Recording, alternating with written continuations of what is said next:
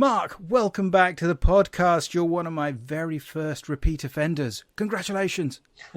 You're too kind, Sergio. Thanks very much for having me back.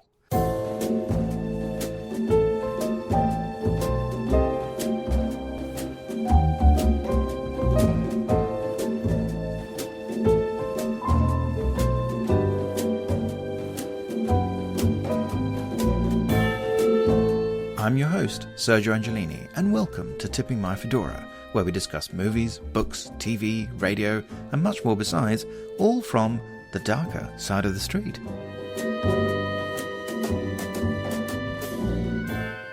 My returning guest is award-winning Toronto-based journalist Mark Dillon, the former editor of Playback, the business publication for Canadian media industries. He has been writing for American Cinematographer for over a quarter of a century, and is the author of 50 Sides of the Beach Boys. He is also the co-host of Surf's Up, a Beach Boys podcast safari. This episode was recorded a few months ago, and so we began our chat by talking about Brian Wilson, who had recently passed away. You have a lovely podcast devoted to the Beach Boys, and we're recording this not long after the passing of Brian Wilson, and I just wanted to ask you a little bit about that and how that's been for you. We've been anticipating this. Beach Boys fans have been anticipating this for a long time. I mean, there were concerns over Brian Wilson's mortality for more than 50 years, and I'm not exaggerating. The fact that he lived as long as he did and ended up being quite productive in a lot of those years is a fantastic gift. So although it's a time to be sad and to mourn, it is a time to celebrate that we had him for so long, and he left us with so much. I know he's someone who, meant a lot to you, and the music goes on, which is fantastic. Yeah, I think it will go on. And I recorded a podcast recently with a fellow named David Leaf, who was a very close friend of Brian's, did a great documentary about the Smile album, wrote 3 books that are very important, I think, about Brian Wilson. We talked about what is the legacy, how long will this music last? I mean, I think it will last for the foreseeable future. And I'll tell you, we had a street party here in Toronto in my neighborhood a few weeks ago, and my daughter, who's 18 years old, invited a bunch of her friends, and they were hanging out in the kitchen, and I walked inside, and I walked in on them discussing pet sounds. These kids are 18 years old. And of course I introduced my daughter to the Beach Boys, but I didn't introduce her friends to the Beach Boys, and she just kind of run with it on her own. And they were discussing, which is the best track on Pet Sounds? And boy, isn't Love and Mercy such a great movie? And I thought, wow, so at least the next generation has it covered, and hopefully they'll keep handing it down. Because I think the music really transcends. When it came out in the 60s, it seemed like disposable pop music, especially the early stuff. And it turns out that it's not so disposable. No sign of it abating. And the obituaries that were written, they seem to finally realize that Brian Wilson had a particular genius. Like maybe 40 years ago, not everybody was hip to that, but I think people have caught up with what he was doing, in the mid 60s and at the time of Pet Sounds and all that. And I think he's more appreciated than ever. Thank you for that. So we're here to talk about a different kind of art form. We're going to talk about, big surprise, film noir. We're going to talk about conceivably what might be not just a foundational film noir, but the foundational film noir, something perhaps we can discuss. But the film is the 1941 version of The Maltese Falcon, directed by John Huston and starring Humphrey Bogart. So my first question is, do you remember when was the first time you saw it? I would say I was 14 years old, so we're talking the early 80s. VHS tape was becoming such a big thing, trips to the video store, and I was just hungry to see all the classics I could. I remember delving into that along with Citizen Kane and other films, and my dad thought, geez, you should pace yourself. You're like binging all these things. You're so young, you probably won't even appreciate them all, but I just couldn't get enough. I don't think I quite understood everything about the story or why the film is so revered, but I liked it enough that I kept watching it. And this became a movie that I kept returning to even in my teenage years, to the point where by the time when I was making my own little films at school and stuff like that, the Maltese Falcon was a big influence. And, me and my friends would, act out like Peter Lorre and Bogart and stuff like that. So it's just one of those movies. We talked about eternal music. I think it's an eternal movie. Like, it never gets old. I've watched it so many times, and every time I watch it, I still love it every time. Yeah, I mean, we'll get back to this, but it is interesting how it's one of those brilliant films that I think matures in a way as you do, and it changes as you do, and you find more and more things in it. I think that there's a lot to latch onto when you're younger and full of beans. And then I think that when we then catch up with some of the subtext of a lot what's going on and the characterization, we realize there's so much more to discuss and to learn and to avoid. But we'll get to that. So, okay, let me put you on the spot. So unlike something like, say, the movie with Bogart of The Big Sleep, I think if we had to describe the plot of the Maltese Falcon, it can be done perhaps just a little more easily and straightforwardly. So how about you give it a shot to tell the listeners what the Maltese Falcon is about from a plot standpoint? It is a pretty convoluted plot with a lot of misdirection. So I've tried to assemble my thoughts here to try and tell it coherently to those who might not know. So here we go. So you have San Francisco private eye Sam Spade. He's got a partner, Miles Archer. They're engaged by a woman who calls herself Ruth Wonderly, but her real name is Bridget O'Shaughnessy. She wants them to find her sister, so she says, who has gone off with a shady guy named Floyd Thursby. But then Sam gets a call later that night learning that both Thursby and Miles, who was on the case, have been murdered. Spade goes to see O'Shaughnessy, who confesses that Thursby was actually her partner, who likely took advantage of her and killed Archer, so she believes. They develop a romantic relationship, Spade and O'Shaughnessy. Then a curious little fellow named Joel Cairo shows up at Spade's office and offers him $5,000 to find a statuette he calls the Little Black Bird. Spade goes to see Cairo the next day and runs into a henchman named Wilmer, who works for a man that Cairo refers to as the Fat Man. Spade meets with him. His real name is Caspar Gutman. Gutman tells him of the true worth of this priceless 16th century figure encrusted with rare jewels that was an intended gift to the King of Spain, but was stolen by pirates and has passed through many hands over the centuries. He promises Spade a sizable return if Spade can find it. And then it falls into Spade's lap when the dying Captain Jacoby, who captain of a freighter that has caught fire, bursts into Spade's office and literally drops the package with the Falcon at his feet. Spade gets his secretary Effie to hide it, and then he's met by Cairo, Gutman, and Wilmer in his apartment, where they keep him and Bridget until the Falcon is produced. Gutman pays Spade $10,000 for his efforts, but Spade says he also needs a fall guy for the Archer and Jacoby murders, and so Cairo and Gutman agree to give him Wilmer. The Falcon arrives, but it turns out to be a fake. Spoiler alert. In all this chaos, Wilmer runs off, and then Cairo and Gutman decide to leave for Istanbul to continue their never-ending quest for the Falcon. So that leaves O'Shaughnessy and Spade, who tells her that he knows she killed Miles in order to frame Thursby, and that despite the fact that perhaps he loves her, he's going to give her up to the police. The police arrive and take her away, and they all head down to the station. So in case you hadn't realized, yes, we're going to not give spoiler warnings very much. We're just going to ruin the whole movie for you. So let's hope you've seen it before. Thanks very much for that. That was remarkably concise, considering that is often, I mean, it's very clear-headed because it is a convoluted plot. There's no getting away from it. I think the thing that's confused me the most over these, we never see Thursby. So you keep hearing the name Thursby. And like the first time, who's Thursby? Like, when's Thursby showing? I know. Not only does he, we never hear from him. He gets killed. Spade even gets accused of having killed him. And we never even see the corpse, let alone meet the guy. So that's sort of hilarious.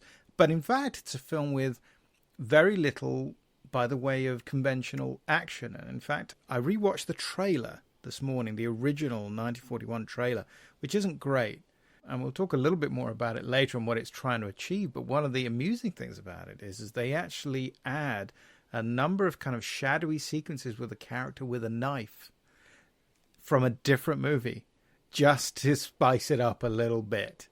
Because in a quick trailer, they felt they needed something to tell you what it was going to be about instead of having the characters discuss it, which is kind of what happens in this actual film. So, yeah, it's very amusing from that point of view.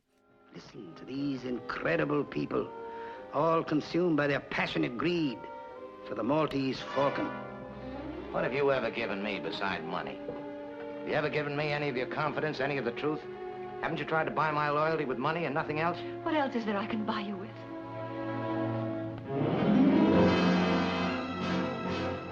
So, okay, this is a film that it's a private eye movie. It's almost, in a way, almost like the first great private eye movie.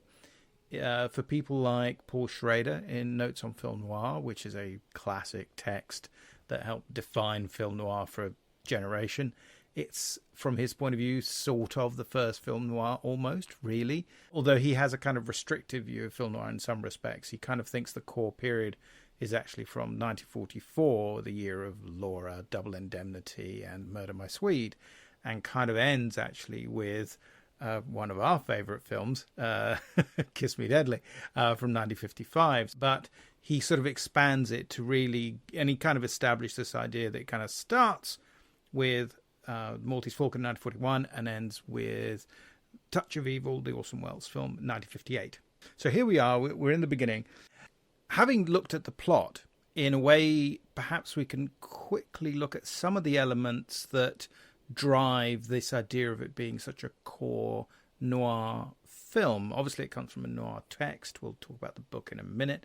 But if we look at some of the characters and characteristics of it. So I thought, well, if we're looking at what the essential elements are and how well does it conform, what does it establish, then obviously the first character is the hard-boiled private eye. And I don't know about you, but from the classic Hollywood era of the 40s, 50s and early 60s, let's say, the studio era, to me, he kind of, in a way, almost is the most hard-boiled private eye there ever was, almost even more so than Mike Hammer. What do you think? I'm amazed how tough he is. He's cold. You know, he's human, but he's cold. I often think of his character in this movie compared to his character of Rick in Casablanca. And in Casablanca, on the surface, he's kind of hard-boiled, but we suspect and we learn that he is kind of a sentimentalist, and he has these heroic virtues underneath. He's just waiting for the opportunity, right? Here, I think he intellectualizes what is right and what is wrong, but he's not very emotional about it. Like, he's not heroic at his core. He's cold, not villainous necessarily, but there's just a great scene at the end where he tells Bridget, he goes, listen to me. I don't know if this is going to make any difference or you're going to understand. And he basically espouses his philosophy. When your partner gets killed, you're supposed to do something about it. Like, you're supposed to do something about it. It's not like he felt like he had to, get any revenge or justice, but it's something that you have to do. You'll never understand me, but I'll try once and then give it up. When a man's partner is killed, he's supposed to do something about it. It doesn't make any difference what you thought of him. He was your partner, and you're supposed to do something about it. And it happens we're in the detective business. Well, when one of your organization gets killed, it's bad business to let the killer get away with it. Mike Hammer in Kiss Me Deadly is sadistic, so he like he's next level. But yeah, certainly the most fascinating thing about this film is the Sam Spade character. I think it's so interesting. Like, here's a movie where the character tells you his philosophy, and it stuck with me. And Huston said it's his philosophy. He really loved this character because it was him. Oh, I actually hadn't read that quote. That's interesting. So Huston basically completely identified with Sam Spade. Similar worldviews. I mean, he's a very kind of Hemingway-esque sort of character. Of course, some of us just think, well, that just means he's Hammett-like, really, because Hammett was, in a way, an even tougher guy than Hemingway was. I think Hemingway almost pretended more or tried harder to live up to that image, whereas Hammett just didn't give a damn.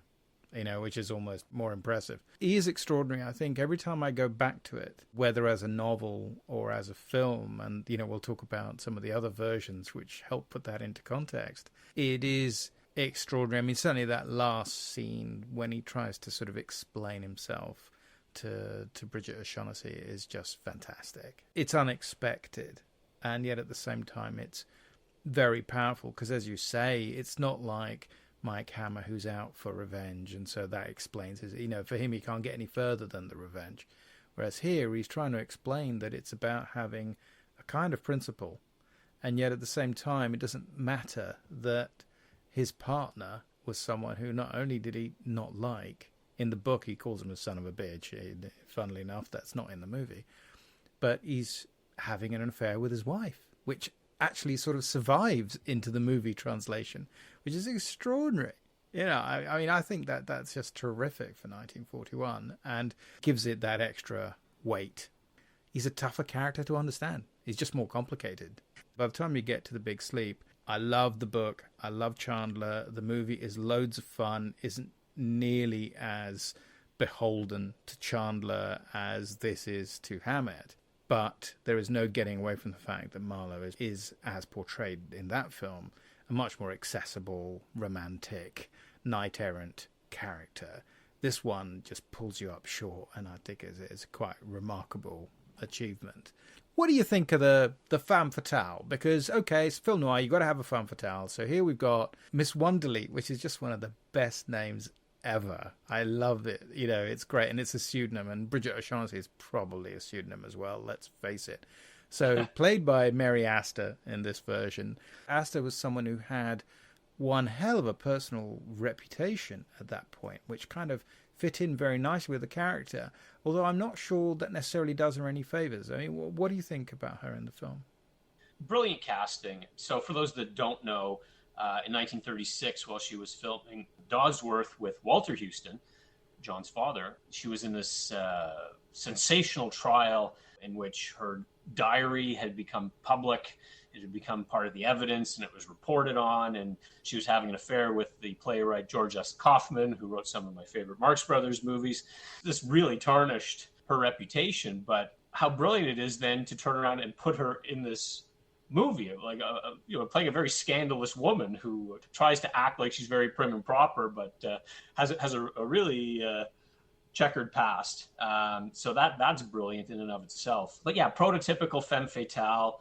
Pretty hard to feel sorry for. I mean, it's a substantial role for Mary Astor, that's for sure. It's a great character, but she does kill Miles Archer. She's a constant liar. You believe to some extent that she does love Sam Spade, and she's not guilty of everything she's accused of. Like, there's that great scene where Caspar Gutman accuses her of pawning $1,000, I think, from the envelope that he's paying Spade with. And then Spade asks her if she took it. She says no, and he believes her. So you feel she's not like totally bad. She's not like doing all evil all the time, but pretty hard to feel sorry for her in the end. I've always had a slight reservation about Astor. It helped her career a lot, and it's a great role. But you wonder if there's supposed to be a hint of vulnerability there. And deep down, I don't think you ever believe her. Partly because, of course, you think Spade and even Archer kind of don't either. There's that great line early on. It says, when she initially hires them and pays them $200, and they say, well, we didn't entirely believe you, but we believe the $200. Which is a perfect line. And you're not meant to trust her, of course, right from that point. She's meant to be overdoing it just a little bit. And there are those terrific moments. I mean, it happens over and over, isn't it, where Spade sort of says to her, don't overdo it. Don't keep acting the part. What's the bird made of? Porcelain or black stone, I don't know. I only saw it once for a few minutes. Floyd showed it to me when we first got hold of it. You are a liar. I am. I've always been a liar. Don't brag about it. Was there any truth at all in that yarn? Some. Not very much. Oh, you know the story about her diary? Is it truly diabolical? It turns out that the diary eventually got put in a safe, and it stayed there for 25 years. And eventually a judge allowed the diary to be removed from that safe, and it was ceremonially burned. Oh. Can you believe it? This is her personal diary. Turns out a lot of the reports about the diary were made up. The stuff in the papers, it was people hadn't actually read it. Yeah, so there you go. On the other hand, I'm fairly sure that she was... she gave a lot of details, I think. That was the thing. And, but I mean, quite extraordinary. Literally it spent over 2 decades in a bank vault as part of the over 25 years, as a result of the settlement regarding custody of the children. extraordinary. Did you know that she had an affair with Houston while they were making the movie? I did not. That's just outrageous. There you go. Was either of them married at the time? He was married.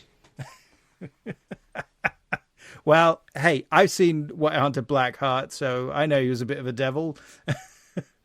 Have you ever seen that? I always thought Clint Eastwood was great in the kind of Houston facsimile in that film. I saw it when it came out. It doesn't paint Houston in a very generous light. No, and I didn't realize they were having an affair. How extraordinary.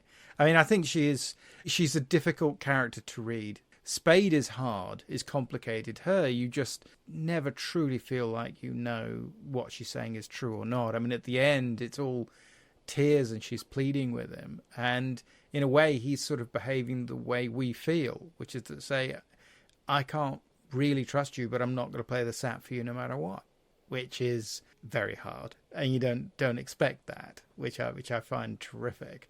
You're not going to make a fool out of me, he says. But you know what? For Mary Astor, I'd probably do it. You know, she's fantastic in it, so she deserves it. So the story is complicated, but in a way, I feel like, I mean, first of all, it's unexpectedly. So, okay, it's got the murder mystery. Who killed Miles Archer? Fair enough. You know, he's shot in what is actually the second scene of the movie. And we find out, 6 minutes before the end, who did it. So in that sense, it's a whodunit, I guess. But really, it's a treasure hunt movie. And I find that fascinating because ultimately, to me, it seems more convoluted than complicated. It's got so many people chasing the blackbird and not always telling the truth about the blackbird that you just don't know whether you're coming or going, which of course tells you everything about the characters. I did admire the precision with which you synopsized it, because actually it is very difficult to keep a handle on it, really, just because even Spade is lying quite often. I think there's that bit when he loses his temper with Caspar Gutman and sort of says, no, you're going to have to accept this deal and like it, and then he walks away and he's laughing his head off, you know, because he's put on an act. And before that, he throws his glass to the ground and it shatters on the table. And you talked about it, you know, how violent is it? It's not very violent. It's just how calibrated it is. It's more of like a chamber drama, really. But then when it has these moments of violence, they're pretty shocking. Like Spade's behavior in that scene is shocking when he like throws that glass down, you know, and he's just acting. Like he's just making a scene, basically. And yeah, as you say, he walks out and then we see him smiling to himself because he knows he just put one over. But then like he sees that his hand is shaking. So it shows that he really worked himself up, you know? And again, it's one of the brilliant things about the film, I think, that final grace note of him looking at his hand and realizing, and then he gets in the lift and doesn't realize that Joel Cairo's in the other lift going to see, you know, which is actually quite important, and he just misses that. So again, it's full of good things and superbly timed.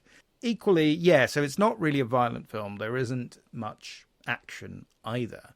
There isn't actually any gunplay. We get that one rather anonymous, almost point of view shot where we see Miles Archer get shot.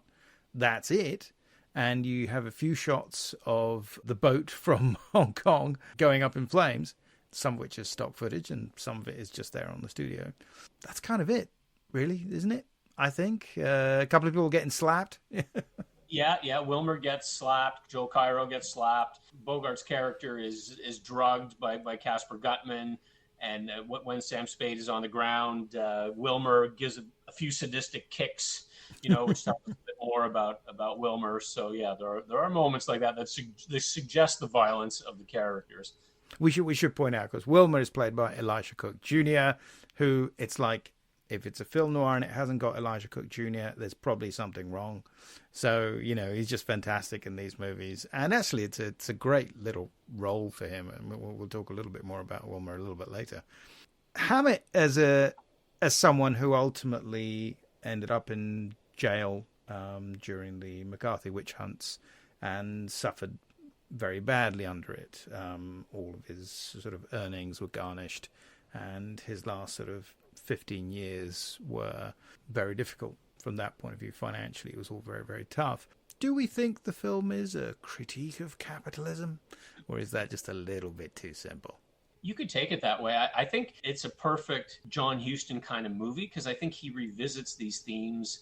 I think the most obvious examples are The Treasure of the Sierra Madre and The Asphalt Jungle. I mean, he likes to make these movies where, characters embark on some great quest to accumulate something of great value, and the whole thing ends up being a waste of time. Basically, what happens is people get killed, people get arrested, nobody gets anything, nobody acquires anything in the end. Like it's all very elusive. Like it's really about it's all about the chase, and there's no satisfaction that comes from that chase. So yeah, I mean, I think it you could take it to be a bit of a criticism of capitalism or greed in general. It is amusing, isn't it, how in most great films, when you have a treasure hunt, you usually don't get the treasure.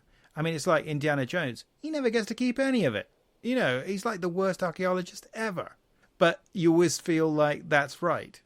Somehow it's kind of like, well, yeah, okay, you shouldn't just stick it in a museum. Yeah, absolutely. I agree with you about Asphalt Jungle in particular, I think. And Treasure of Sierra Madre, of course, is, again, that's another tough movie.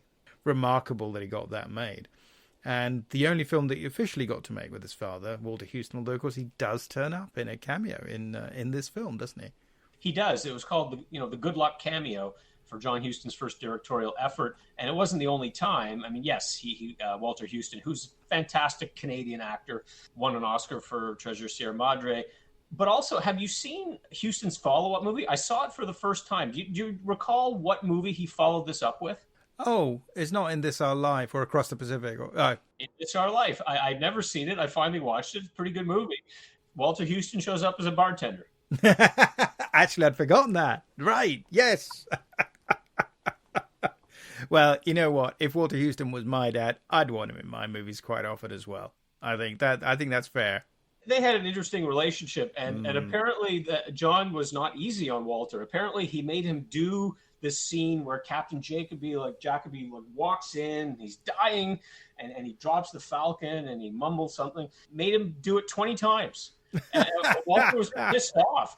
And then just to take it further, John played a practical joke. He asked his secretary to call Walter the next day and say, sorry, but Mr. Huston's not happy with the way it turned out. He'd like you to come in and do it over again today. Walter Huston, it was just a joke, but Walter's like, tell him to fuck off. Like, there's no way I'm sore all over. Like, I'm not doing it. He can go to hell. It's a great movie, and I think it's got these brilliant characters. Now, it all is fairly closely derived from the novel. So I was going to ask you, have you read the book? It's been a while, but yes, I have read the book. I was so obsessed with the movie that I did go out and buy the book. I wish I had dug it up in time. But yeah, I had a little pocketbook. And I guess what I recall mostly is how hard-boiled it is and how true the movie is to it. There is this story that probably you and I have both heard on the making of documentary on the DVD, which I think Larry Cohen provides, which is this idea that apparently Huston said to his secretary when he was just thinking about doing the Maltese Falcon to basically type up the novel in script form, and that he would then come back and work on it, but just to see what it would look like. And allegedly, I think Jack Warner walked past his desk, picked it up, and basically said, yeah, we should do this.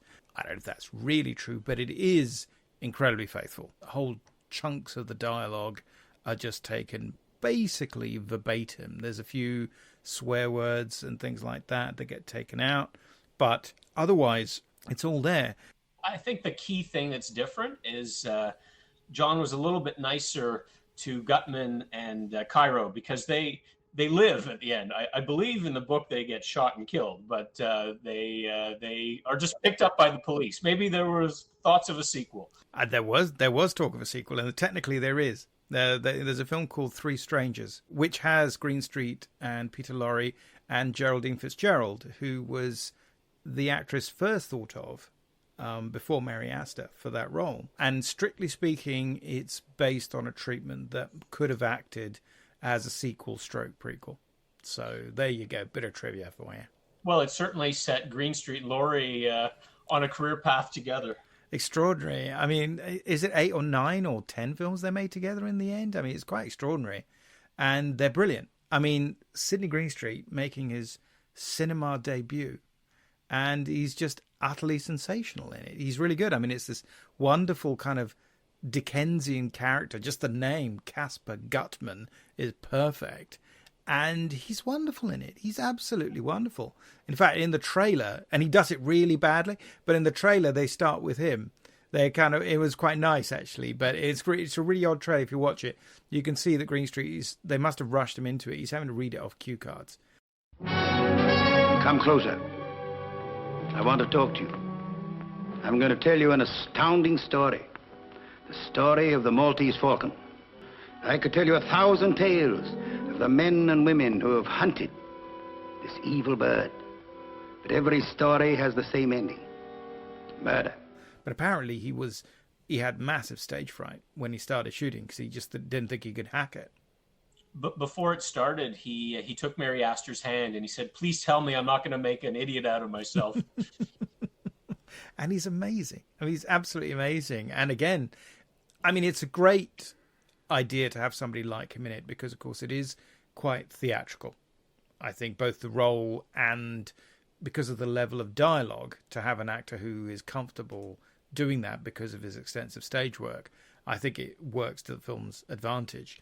And again, Peter Lorre, who had just stopped being the Japanese superhero of these Mr. Moto films, utterly bizarre casting, but what are you going to do? I actually quite enjoy those films. You just have to ignore a lot of stuff, but they're great adventures. And who was starting to do these kind of horror type films, and often in subsidiary roles. And this kind of started him on this Warner Brothers contract. And then they go on and they become what the Laurel and Hardy of crime. And I think they're fantastic in it. But in fact, there isn't really a false note in the whole film. I think it's superbly well cast. Even Ward Bond is very good in it as Tom, the friendly cop, as opposed to Barton McLean, who's a real jerk. The British film critic Leslie Halliwell, who put this on his top 10 list of films of all time, said it had the most perfect cast in cinema history. And also Lee Patrick as Effie Perrine. She's terrific. It's a great role. One of the things that is omitted, I don't know if you remember from the book, is that the book has an additional scene. It doesn't end with the arrest of everyone. You get this extra scene when he goes back to the office, and Effie is really upset that Spade actually turned everybody into the police, especially Bridget O'Shaughnessy. It's quite interesting. Hammett wanted to really push that in further, that hardness that's part of the Spade character. So that's interesting. But yeah, I agree with you. Lee Patrick is excellent in this role. It's so much better. That character is so much better here than in the earlier films, the 1931 Maltese Falcon and the 1936 Satan Met a Lady, because there's no hanky-panky between her and Sam Spade. Like, thank God. Because, I mean, those earlier movies, he's like the big Lothario and he's getting it on with everybody. But she's like a real Girl Friday, and there's no implication that there's any romance between them. In fact, she knows that he's a cad, Yeah. She knows that when Miss Wonderly shows up, you're going to like her, She's a knockout, yeah. Yeah, but she's just a straightforward employee, basically. I guess we really do need to talk about the earlier versions of the story. So the book is more or less set when it was written, when it started being written in 1928. It actually came out in 1930. And Warner Brothers got the rights fairly quickly, so that in fact the first version of the Maltese Falcon was released in 1931. And it stars Ricardo Cortez as Sam Spade, so he's the first person to play Sam Spade, and Bebe Daniels as Miss Wonderly. You've rewatched this because you very kindly were prepared to rewatch all the previous versions of this, so I appreciate you doing this very much. I think the 1931 film, which is a pre-code movie, so it's quite racy. Therefore, as a result of that, knowing not only that it can be quite racy, but it kind of really needs to be, they kind of emphasize that aspect of it. So Sam Spade is played as a kind of lounge lizard Lothario who is constantly sort of bedding clients and ladies left, right, and center. I mean, I think the film is splendid on its own terms. I mean, what do you think? What was your first reaction? Yeah, it's a pretty amazing film. I mean, it's interesting. Ricardo Cortez, as he was called, he was really a Jewish actor named Jacob Krantz. They tried to rework him as a Latin lover. That's the way he plays Sam Spade. I mean, there's that great opening scene where you're at his office and this woman walks out and she's like adjusting her stocking and the office is a mess. So obviously, so some rumpus went on there. And then he's immediately like making the moves on his own secretary after that. So it's a little over the top in that regard. Bye-bye, honey. I'll see you later. Effie. Yes, Sam. Honey, have I any more important engagements this afternoon? Not that I know of. Yes, sir. But it is pretty surprising. And I mean, this film made, as you say, before the code came into play, pretty shocking in some regards. I mean, you see Bridget in his bed. You see Bridget in his bathtub. They couldn't have gotten away with that a few years later. And many homosexual references, like there are some in the 1941, but it seems like every supporting character is gay, which is very interesting in the 1931 version. So it disappeared from view because when the code was in effect, this movie couldn't play. And so people didn't even know about this. I didn't know about it until later on. And then I read, what? There's a 1931 version of the Maltese Falcon? Because it didn't become available again until the 1960s, I think, or something like that. I think that's right. Yeah, and it's just fascinating to watch this film. You got to stick with it, and it carries you along. It's definitely worthwhile. I mean, Spade just seems like he's a guy in it for himself. Like he's just kind of a lighthearted, like I'm trying to make as much money as I can out of this kind of thing. It doesn't have quite the gravitas of the 1941 movie, but it's a fascinating one to watch. One of the things that I remember very much about that film, and which I really like, is the ending, which is not from the book.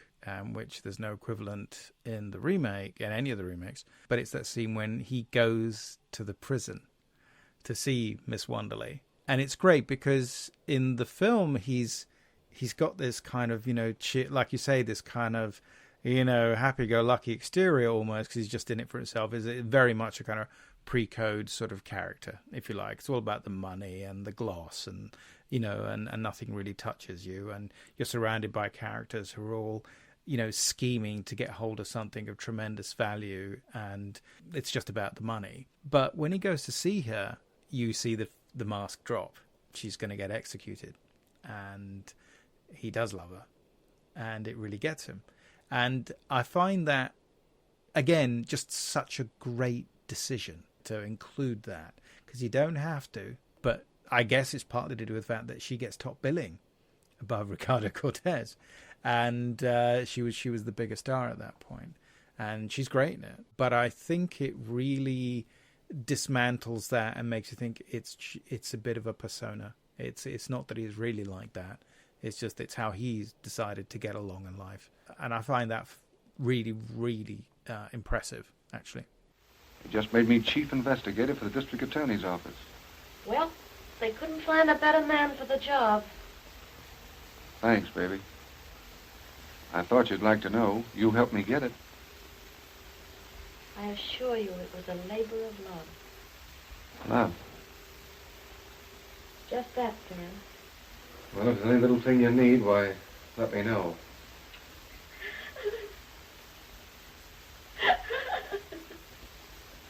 Goodbye. Yeah, I guess they tie that up more concisely in the 1941 version where, Sam Spade says, there's going to be a few rough nights ahead for me, and then we just know she's going to prison by that great effect of she gets in the lift. And she goes down, yes. Yeah, and there's the shadows of the bars, on her body, and then, the elevator goes down. Like, that's a brilliant little cinematic touch. Yeah, great contrast with the equivalent shot in The Grifters, the Stephen Frears film, where, of course, it has a rather different meaning. But, it's about going straight to hell, really. But, I love it in that one. So, with apologies up front, I also suggested that you watch Satan Met a Lady, which was, what is Satan Met a Lady? It put us out of our misery. When Warner Brothers bought all movie rights for the book, that was $8,500 in 1930.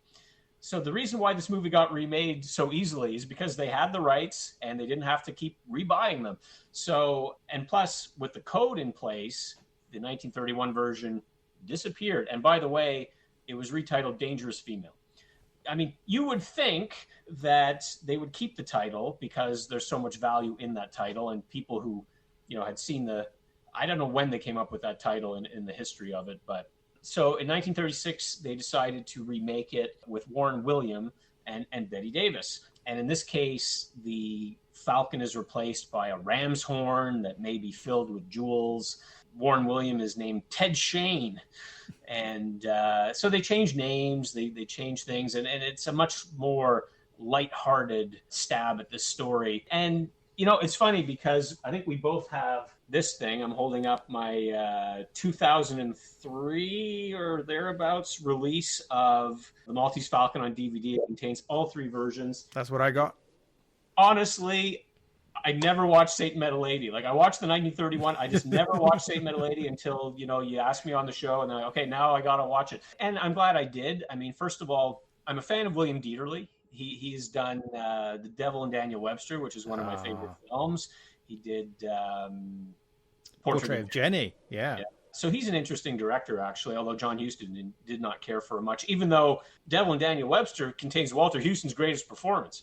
Arthur Edison, who shot The Maltese Falcon in 1940, actually shot the 1936 version as well. So it's interesting, and I mean, Bette Davis is always worth watching. So it's interesting to check it out, but I mean, it is very lighthearted, kind of ramshackle. I mean, it's kind of a screwball, isn't it? In a way, almost. Yeah, so you have this character named Travers, who's this British guy who replaces the Peter Lorre character, and he's like turning over Spade's apartment looking for this ram's horn, and he's even cutting up the pillows, and there's like feathers like floating in the apartment as like the drama's unfolding. So it's almost like surreal in a way. So anyway, it's a curiosity, if nothing else. Like I say, it's intriguing because it has these odd little connections. The credited screenwriter of the 1936 version is the other writer of the 1931 version, Brown Holmes. And then Arthur Edison, who, of course, was one of the great studio workhorses and was just fantastic DP, then went on to shoot the Huston version 5 years later. And in a way, it's this intriguing thing where, in a way, it's almost like the saleability of Hammett has shifted because of the success of The Thin Man. So because The Thin Man is this kind of screwball mystery, so they turn this into a screwball mystery because that seems to be the way to go, because, as you were saying, they were not in a position where they could effectively re-release the 1931 version, which is what they would like to have done, because they would have had to cut too much out of it. The code was blocking them, and therefore, in fact, would have been highly problematic. So instead, it was easier and simpler to remake it and find some commercial viability. Again, the top star is the female star, in this case Bette Davis, and this was just before Bette Davis decided to leave the country and go on strike and break her contract with Warner because she was so annoyed about the roles she was getting. So she was always particularly nasty about this one. She called it junk. She's very mean about it. She's not especially good in it. She's not especially well cast in it, I don't think. You know, we could mean something to each other, really. The 5,000 didn't mean so much to you. Maybe. After I've cleared up a couple of murders, you and I could have a lot of fun. Isn't that something really worth working for? I think Warren Williams actually fine. I mean, I like Warren Williams a lot. I think he's a good actor. And often he played either these, the big mouthpiece was kind of his famous role, but he also played lots of detectives in this kind of vein. He was the first Perry Mason on screen and was for Warner Brothers and was actually really good, and went on to play the Lone Wolf in nearly 10 films, I think. And, basically sadly died quite young, so ended up having quite a short career, but who was a reasonably big name at the time. And you associated him kind of with this sort of role. But it is this strange film because on the one hand, it does kind of keep the plot. It is sort of there, which is almost a surprise. They keep it. And there's something bizarre about the idea that just by making it funny, you can just completely subvert the intentions of the book and make something that will serve a different commercial purpose. On the other hand, it's not even remotely a memorable film. I mean, there are lots of fun screwball mysteries like The Thin Man or The Mad Miss Manton or Star of Midnight or The Ex-Mrs. Bradford, both of those two starring William Powell. But, yeah, this doesn't really distinguish itself. Although I do like the kind of snobbish British version of Joel Cairo. I do think he's quite funny, but he does seem to have strayed out of an old Coward play. But it's a bizarre film. I mean, I quite agree. And also, I don't think it played to William Dieterle's strengths as a director. I mean, at Warner's, at that point, he was known really for handling their big biopics. I think that's what he was known for, and so made his name with those. So, yeah, it's in every sense weird casting, I think. Here, I have a question for you, if we could play, like, fantasy casting here. So, not everybody loves Mary Astor in the role. Okay, so what if instead of Mary Astor, you had put Bette Davis in the 1941 version? Then you would have had, like, this is Bette Davis at, like, the peak of her powers. Could she have been a good Bridget O'Shaughnessy? That's really interesting. I mean, she made films with Bogart, several. And she was in Huston's next movie, In This Our Life. Yeah, I mean, that's an interesting thought. I mean, I think that she could probably give it a more neurotic edge. Maybe. I think the word I was using earlier was kind of vulnerability. And someone who you kind of want to love her a bit, despite the fact that she's very, very, very naughty, shall we say. And I wonder if Davis, I think, would have been good. I think maybe Stanwyck would have been better. I think you would have the obvious problem. You would have a massive leading lady playing opposite the role that's just about to turn Bogart into a massive leading man. After this film, he was always top of the bill for the rest of his career. And you sort of wonder a little bit if that would have actually unbalanced it just a little bit too much. On the other hand, I mean, I like the fact that, of course, that these actors are kind of, they're either 40 or in their early 40s or reaching there, so they're just a little bit more mature.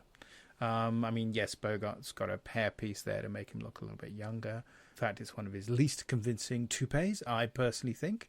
But I get very concerned about toupeology. That's a really interesting idea. I mean, I think certainly she would have been a lot better in this version than she was in the 1936 version. No question about it. She's not really trying in the 1936 version. I think here she could have done a lot with it. But I do think, just in terms of playing noir characters, maybe Stanwyck would have been even better, I think. Oh, she would have been good. But fantasy casting is always such a good laugh. I mean, especially since this could have been a George Raft movie. I was just going to mention yet another role that Bogart can thank George Raft from ducking out on. Actually, you know what? Thinking about, because they just done, was it They Drive by Night, right? Was it? And that was Raft, Bogart, and Ida Lupino. Now, maybe Ida Lupino, that would have been interesting as well, because she's not American. That might have been interesting as well. Maybe a little too young, although, bizarrely a total veteran because she started so young in the movies, but she would have been in her 20s. She would have been, a lot younger than Bogart. And I think you need an older actor to convincingly suggest all the world experience that Wanderley is supposed to have. But that would have been intriguing, wouldn't it? But with Raft in it, it wouldn't have played. It just wouldn't have played. And of course, they Bogart and Lupino had just done High Sierra. So admittedly, it's not beyond the realms of the kind of thing that Warner Brothers tended to do so often, which is to pair people and then stick them together relentlessly. So, that I wonder if that could have happened. It's an intriguing idea. You know what? I take it back. Barbara Stanwyck would have been amazing. Lupino would have been fascinating. She could do naughty. That would be really intriguing. Yeah, that would have been interesting to see. Yeah. So there you go. I've already walked back on myself. Okay, so we've got the 1941 version. It's very faithful, makes a real star of Humphrey Bogart and Green Street and creates this wonderful partnership with Greenstreet and Peter Lorre. Mary Astor remains this successful actress who is now moving increasingly into slight character roles. I think she ended up going to NGM on a long-term contract and slightly hated the fact that she was often cast in mother roles. Yeah, but, Meet Me in St. Louis, that's a good one to be cast. That's a great one, right? I mean, I think that's really, really good. But I think that it has that advantage of falling within this nascent noir idea that you can play characters who are darker, and that there's a kind of potential bitterness, which can also reveal the kind of character truths that Hollywood tended to not be good at until noir really came along and provided a kind of forum for it. So, I mean, I think if we think about what's strong about the film, one of the things that is intriguing as well is that I had to look this up, but in the film, because you were talking about how some of the changes they made was in terms of the sexuality of some of the characters, particularly Joel Cairo, where, needless to say, there's reports from the Hayes office sort of saying you can't have him played as a pansy. And so now you just get the joke about, gardenias and so on. So he's played slightly camp, but that's not particularly how Laurie's playing him. I think Laurie's actually giving a very good performance. But I am intrigued by the character like Wilmer, who's a subsidiary character, the Elisha Cook Jr. character.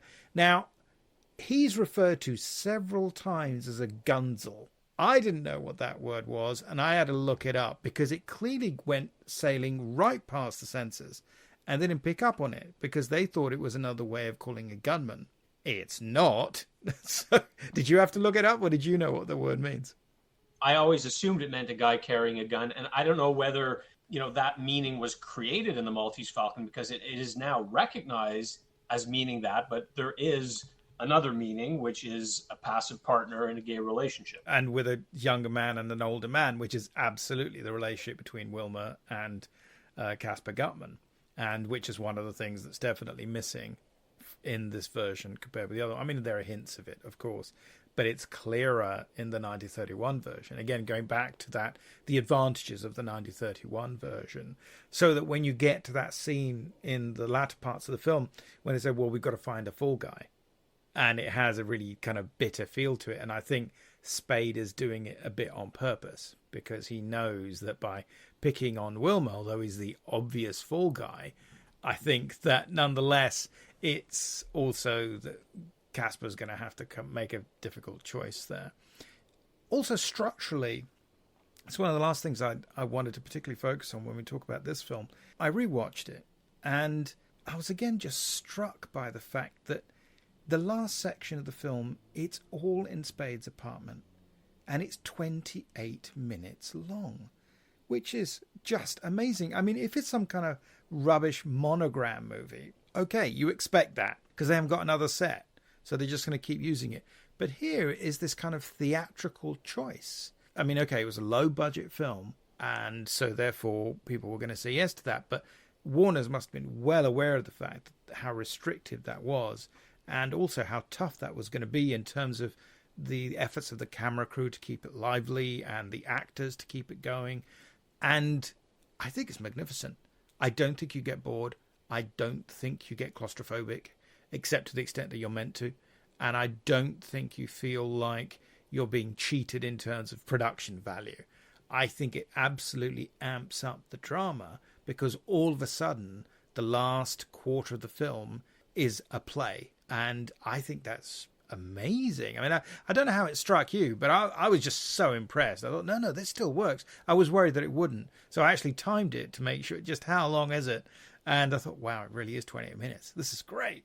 You're making me remember the first time I saw it like 40 years ago, because, yeah, I remember feeling that, wow, this is like, we're in this room with them a long time. Like, you really feel the passage of time. Like, you really believe that the 28 minutes represents like a whole night, basically. Like, they're in there, they're stuck together.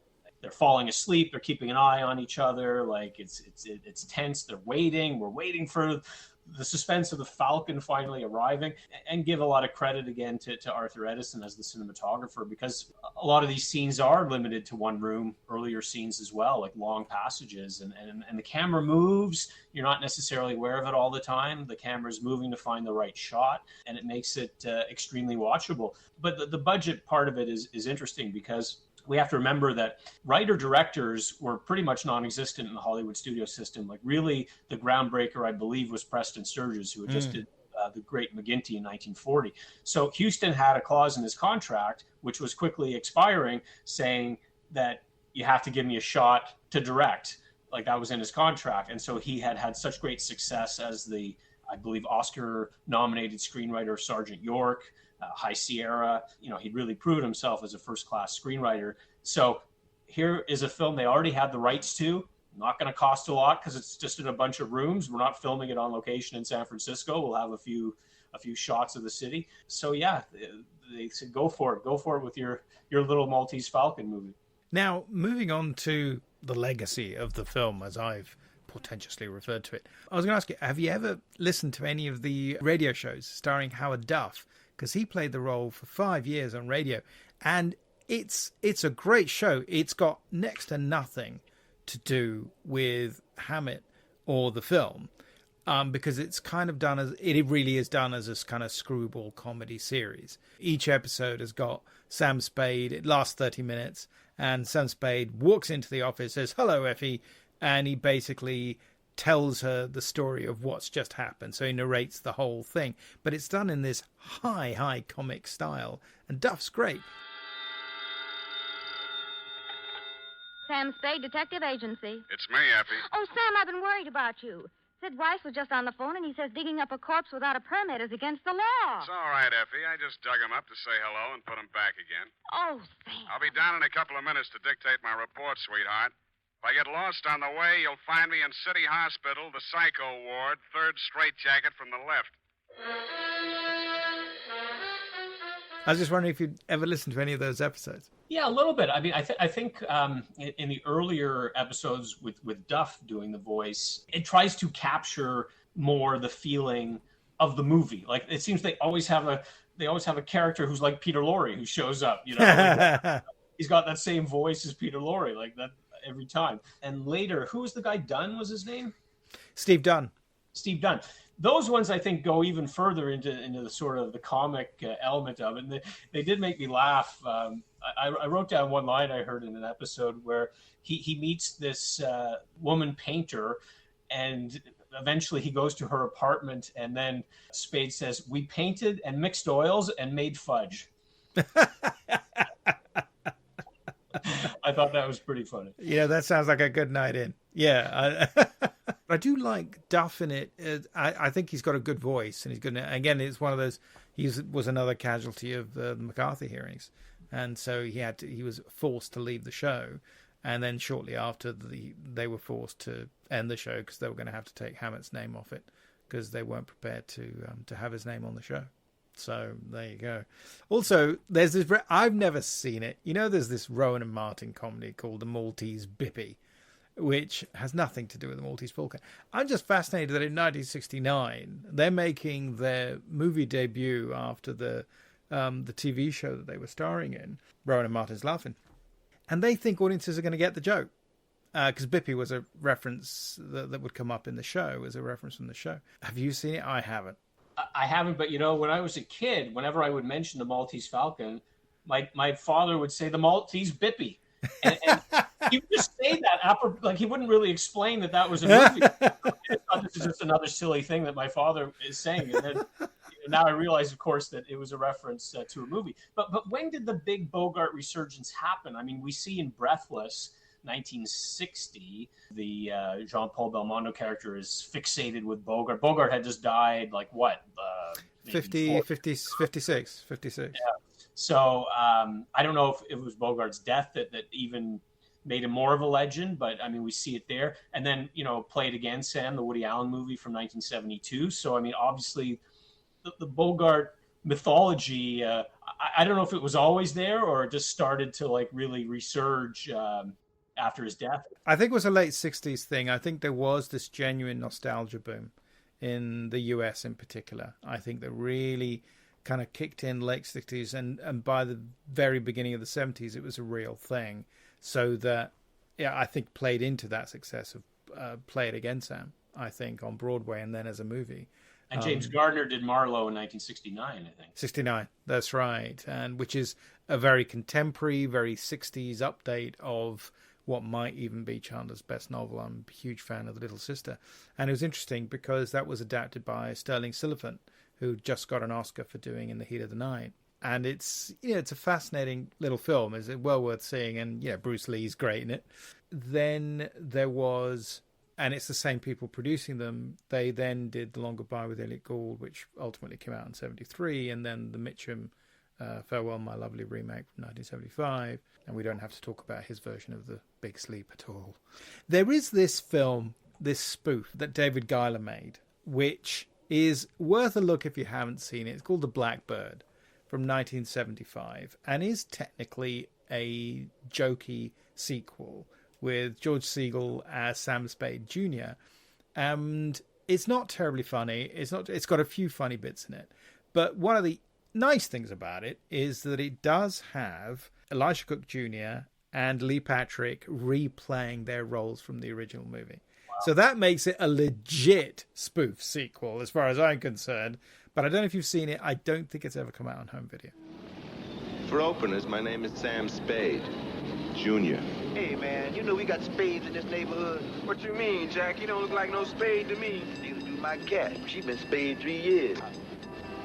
My father, a man whom I met briefly in the first months of my life, stuck me not only with his name, but also with his business. If private investigation is your idea of a business, let me just say right now, I didn't want to be a detective. I don't want to be a detective now. I have not seen it, but I'm a big fan of George Segal. In my film club, we voted King Rat the best movie that we watched last year. So he's brilliant in that, and fantastic music by John Barry as well. Oh yeah, great movie with Southern California pretending to be Changi Prison in Singapore. Right. I also like George Segal in California Split. Speaking of California. He's one of those great 60s and 70s actors. You ever seen The Quiller Memorandum when he plays the spy? I haven't seen that one. Oh, it's really worth seeing. It's with Alec Guinness, Max von Sydow, Senta Berger, another great John Barry score. It's a total 60s. Me some John Barry. It's another one of those from the swinging 60s spy boom, but it's a good one. It's a good one, and Seagal's really good in it. I mean, he's a teensy bit too young for it, but he's really good in it. Anyway, just thought I'd mention that one. You can see it through nefarious means, but it's not had an official release as far as I'm aware. Have you caught up with this TV show, Monsieur Spade, with Clive Owen? I've started. Tell me more. I know nothing. Okay, so I mean, I really have just started it. So it sort of invents the story where Spade goes to France. He's got, if I have this straight, Bridget O'Shaughnessy's daughter in tow. Like Bridget O'Shaughnessy gets out of prison finally, and they don't show that. He talks about it. Their relationship goes sour almost immediately. She takes off. She hires Spade to take care of her daughter. She's dying of something. Anyway, so Spade arrives in France with the daughter in tow, trying to find the father, who's apparently not a good guy. And this is the starting point, but it looks pretty good. I mean, witty. It's got that witty kind of dialogue. Clive Owen is good. I want to see more. It's intriguing. Is this Scott Frank who's made this? Right. I'm a big fan of his. He's a terrific screenwriter and obviously now a director as well. Oh, that sounds marvelous. Okay, I've got to figure a way to see. I'm not sure it's on a channel here, so I'm very envious. Amazon Prime over here. Must look at it. I do get Prime, but I haven't spotted it. Okay. It's a very human, like I think we're talking like the early 60s, and it's a very it spans a few years actually, but it's a human look at Sam Spade. Like he's got emphysema, the doctor tells him, so he's got to quit smoking. You see him getting a prostate exam.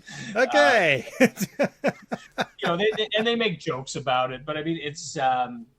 And he starts eating more vegetables, but you buy into it. Like it almost sounds silly to describe it, but he's sympathetic because he's, he's fallible. I got to ask one more question, which is just, is there a film noir you have seen recently that you would recommend to our listeners? So I alluded to my film club, film noir. We meet every 2 or 3 weeks, and film noir is always big with us. So it was one fellow's birthday, and when it's your birthday, you get to pick. And he was very interested in John Garfield. So he recommended Force of Evil, which I hadn't seen in a long time, and The Breaking Point. And I think both of those movies are brilliant. So I would highly recommend those to anyone who hasn't seen them.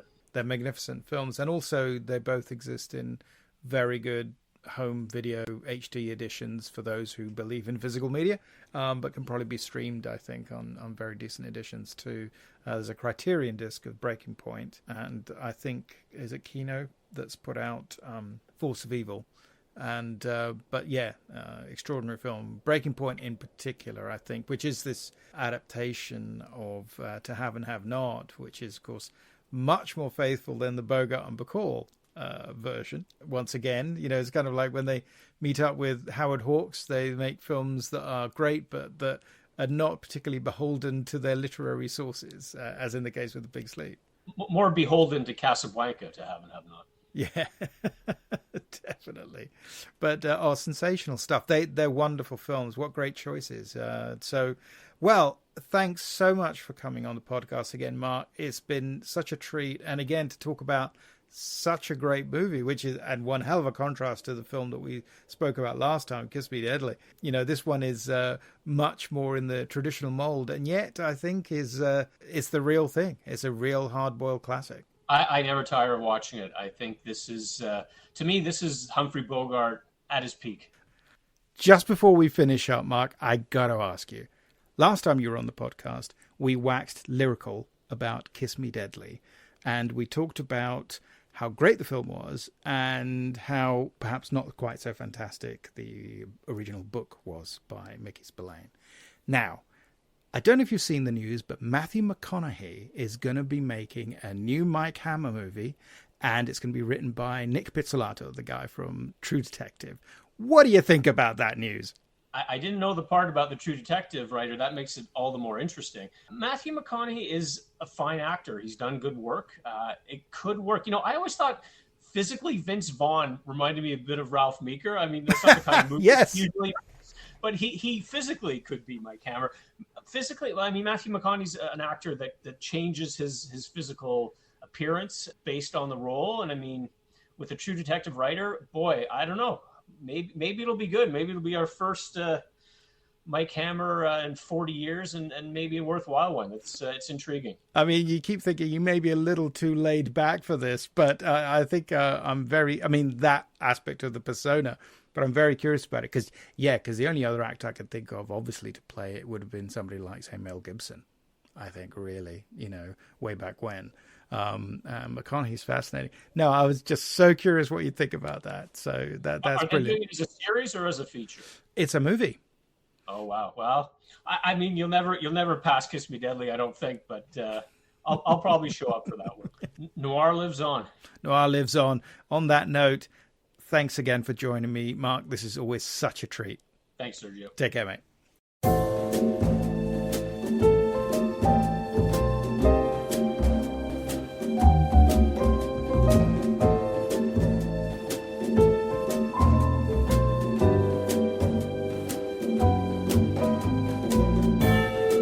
You have been listening to Tipping My Fedora, the show about all things noir.